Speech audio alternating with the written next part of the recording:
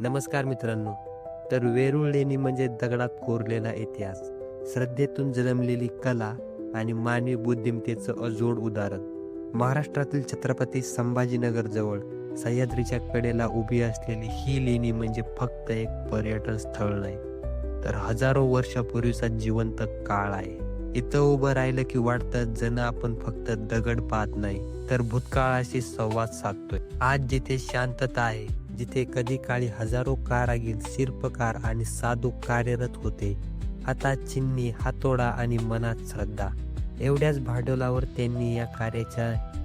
भांडवलावर त्यांनी असं काही निर्माण केलं जे आजही आधुनिक विज्ञानाला थक्क करतं. कोणतेही तंत्र नाहीत, कोणतीही क्रेन नाहीत, तरीही पूर्ण डोंगर कापून मंदिर उभं केलं.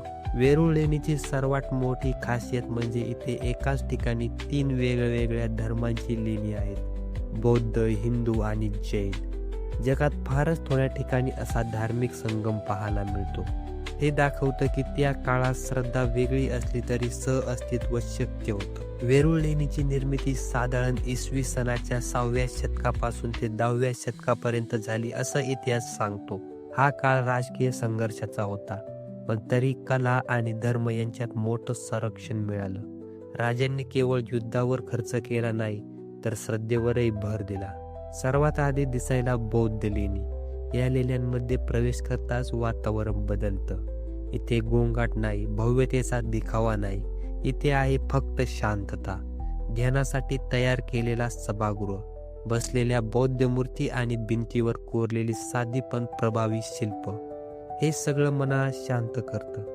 इथे उभं राहिलं की वाटतं बुद्धांचा संदेश आजही या भिंतीतून वाहतोय. बौद्ध लेण्यांमध्ये राहणारे भिक्षू इथे ध्यान, अध्ययन आणि साधना करत असत. या लेण्यांमध्ये प्रकाश असा कोरला गेला आहे की थोड डोळ्यांवर येत नाही.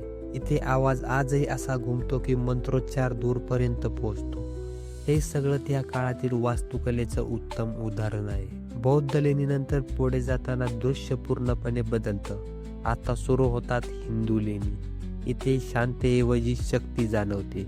भिंतीवर कोरलेली देवांची मूर्ती, हालचाल दर्शवणारी शिल्प आणि प्रचंड आकार, हे सगळं पाहून आपण थक्क होतो आणि मन समोर येतं वेरूळच्या लेणींचं हृदय, कैलास मंदिर.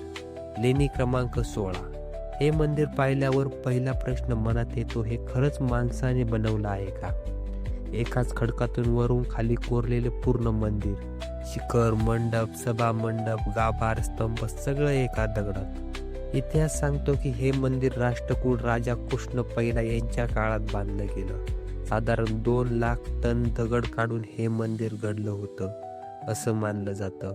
पण तो दगड कुठे गेला याचं उत्तर आजही गूढ आहे. कुठेही त्या दगडाची ढीग सापडत नाही.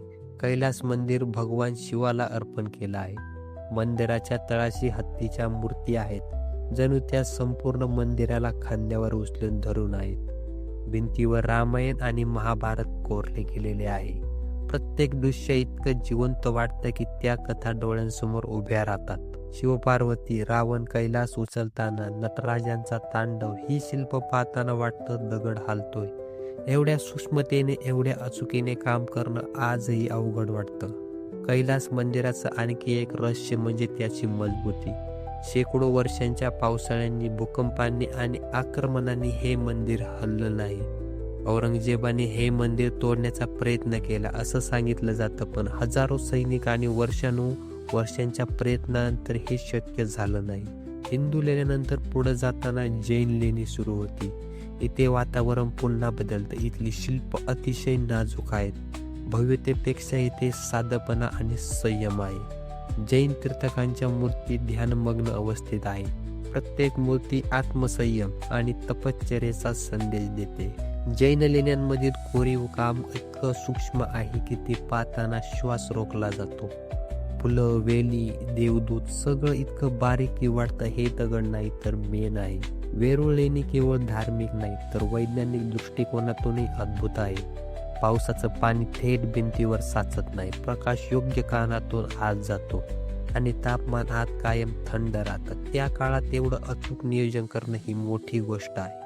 आज वेरूळ लेणी युनेस्को जगातील वारसा स्थळ म्हणून ओळखलं जातात. जगभरातून लोक इथे येतात, काही इतिहासासाठी, काही श्रद्धेसाठी, तर काही फक्त आश्चर्य अनुभवण्यासाठी. वेरूळ लेणी आपल्याला एक गोष्ट शिकवतात: श्रद्धा, मेहनत आणि कला एकत्र आली तर माणूस अशक्य वाटणाऱ्या गोष्टी साध्य करू शकतो. हजारो वर्षानंतर या लेण्या उभ्या आहेत आणि आपल्याला प्रश्न विचारत आहेत, आपण आज काय निर्माण करतोय जे उद्या इतिहास बनेल. वेरूळ लेणी म्हणजे दगडात कोरलेली माणसाची आत्मा आहे. इथे प्रत्येक भिंत बोलते, प्रत्येक शिल्प कथा सांगते आणि प्रत्येक सावली इतिहासाची आठवण करून देते. तर वेरूळ लेणी म्हणजे जिथे दगडही बोलतो.